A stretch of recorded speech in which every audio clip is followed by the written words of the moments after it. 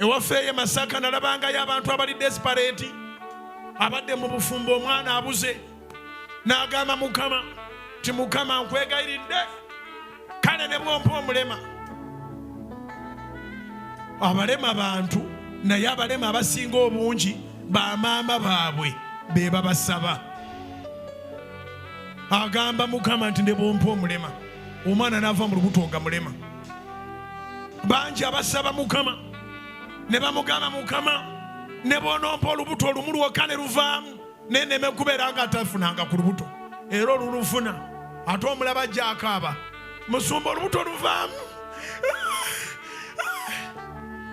Ddayo okebere mu bigambo byo. Osaba otya? Sitefano tiyandifudde. Tosobola kubanga olaba Yesu ng'eggulu lyeggudde n'omuga nti ntwala. Olina muga nti mpa amaanyi. Si gwe baali basoose okuba amayinja. Nze ndi musomi wa Bayibuli. Amayinja basooka gakwatira Joshua ne Kalebu. Babakube babasaanyeewo nga bagamba tebasobola kulya nsuubize. Naye buli yalonda ejjinja yagwawo ne yeebaka. God is able to put down our enemies.